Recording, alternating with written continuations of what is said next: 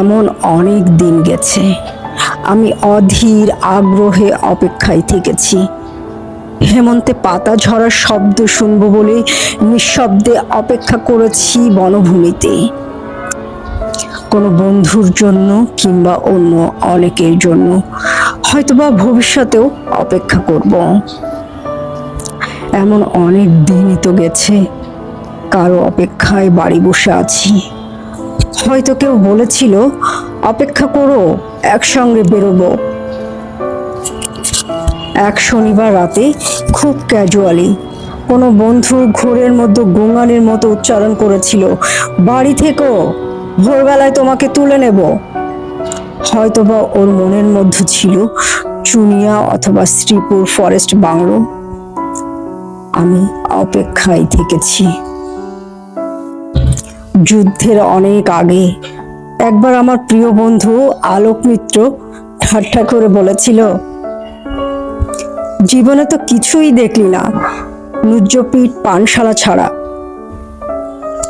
চল তোকে নিয়ে দিনাজপুর নিয়ে যাব, কান্তজির মন্দির ও রামসাগর দেখবি, বিরাট গোলাকার চাঁদ, মস্ত খোলা আকাশ দেখবি, পলা ও আধিয়াদের জীবন দেখবি।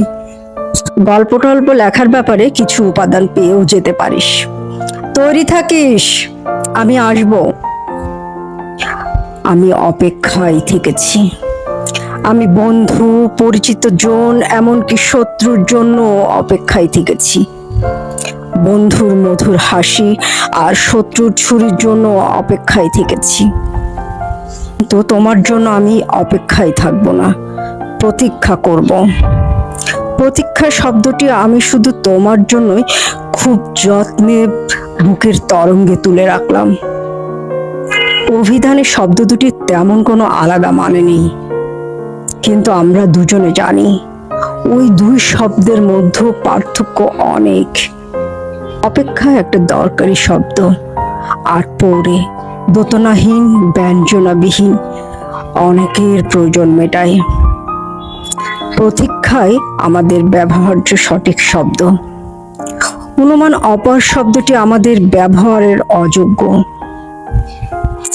আমরা কি একে অপরের জন্য প্রতীক্ষা করব না?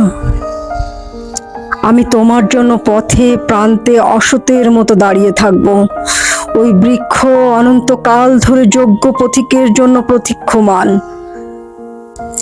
আমাকে তুমি প্রতীক্ষা করতে বলো, আমি ঠায় দাঁড়িয়ে থাকবো অনড় বিশ্বাসী। দাঁড়িয়ে থাকতে থাকতে আমার পায়ে শিকড় গজাবে, আমার প্রতীক্ষা তবু ফুরাবে না।